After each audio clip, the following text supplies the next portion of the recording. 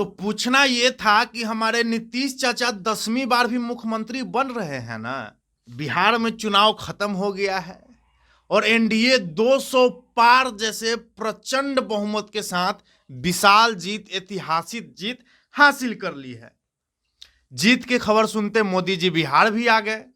BJP कार्यालय में जाकर पूरे बिहार वासियों, बीजेपी समर्थकों को हार्दिक अभिनंदन भी दे दिया और वहीं आरजेडी और कांग्रेस वालों को खरी खोटी सुना भी दिए। आरोप लगाते हुए बोले कि छठी मैया से अभी तक आरजेडी और कांग्रेस वाले माफी नहीं मांगे हैं। बिहार के लोगों ने दिखा दिया, डंके की चोट पे दिखा दिया कि हम जमानत पर चल रहे व्यक्ति को सपोर्ट नहीं करेंगे। बोलना भी चाहिए, शानदार जीत हासिल किए हैं। 202 जैसे प्रचंड बहुमत, विशाल बहुमत के साथ बिहार में ऐतिहासिक जीत किए हैं। अनुमान ये लगाया जा रहा था, सारे एग्जिट पोल, सारे एजेंसी, सारे राजनीतिक विशेषज्ञ, सारे राजनीति के महारथी ऐसे अनुमान लगा रहे थे कि बीजेपी मतलब एनडीए कितना भी अगर बहुमत ला लेगी, कितनी भी बड़ी जीत आएगी उसकी, तो 150 से नीचे ही रहेगी, 150 पार नहीं कर पाएगी। लेकिन बिहार वालों, या बोल सकते हैं मोदी जी का देन, अमित शाह जी का देन, कि उन्होंने बिहार में 202 जैसे बड़ी जीत के साथ इतिहास रच दिया। सारे एजेंसी, सारे एग्जिट पोल के मुंह पे तमाचा मार दिया। तो भैया मन में एक ही सवाल है, सीएम कौन होंगे एनडीए के? क्योंकि महागठबंधन का सीएम का फेस रिवील था। कांग्रेस नहीं बोल रही थी, लेकिन कांग्रेस ने भी चुनाव से कुछ दिन पहले ऐलान कर दिया था कि हमारे मुख्यमंत्री के जो फेस है, हमारे पार्टी, हमारे गठबंधन से जो मुख्यमंत्री होंगे वो तेजस्वी यादव ही होंगे। लेकिन एनडीए वाले चुनाव खत्म हो गए, अब कब बोलेंगे? चुनाव से पहले अमित शाह से पूछा गया था तो उनका भी साफ बयान था कि इस पे हम पार्टी बैठकर सोचेंगे, जीतने के बाद सोचेंगे। ये बयान सुन सकते हैं उनका। अंजना जी, मालूम नहीं आप कैसा सवाल पूछ रहे हो। मैं भला कौन होता हूं किसी को मुख्यमंत्री बनाने वाला? इतनी सारी पार्टियों का गठबंधन है, चुनाव के बाद जब बैठेंगे सभी दल, विधायक दल के नेता बैठेंगे और अपना नेता तय कर लेंगे।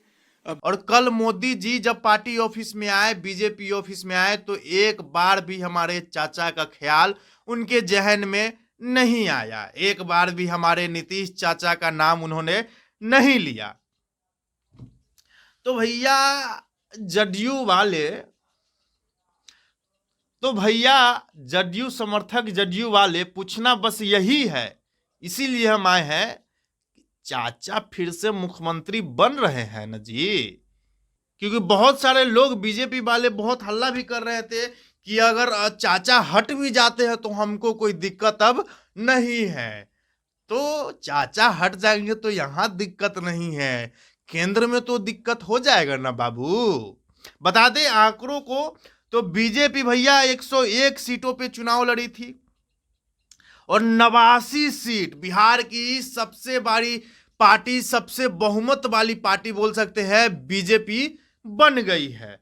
89 सीट मतलब 89 सीट पे बीजेपी ने झंडा गाड़ दिया है, जीत हासिल कर लिया है। हमारे चाचा भी बहुत दूर नहीं है, हमारे चाचा भी 85 सीट पे आए हुए हैं। मतलब 85 सीट पे चाचा भी झंडा गाड़े हुए हैं। 89 बीजेपी, 85 जदयू। अरे चिराग भैया 29 सीट पे चिराग भैया चुनाव लड़े थे, जिसमें उनका भी स्ट्राइक रेट 19 का, अच्छा है स्ट्राइक रेट उनका भी।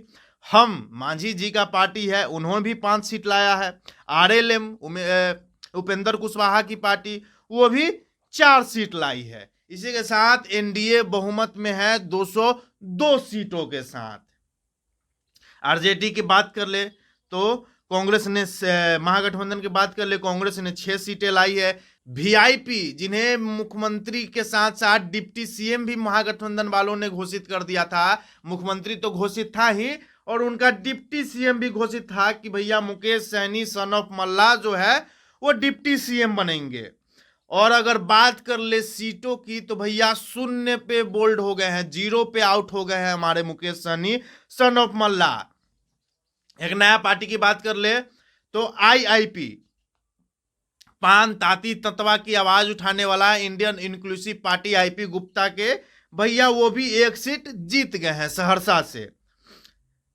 सीपीआई माले की बात करें तो 2 सीट, सीपीआईएम की बात करें तो 1 सीट। इसी के साथ इंडिया गठबंधन आरजेडी की बात करें तो 25 सीट।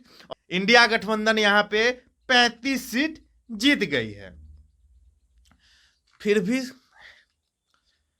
भी सवाल वही है, क्या चाचा मुख्यमंत्री बनेंगे?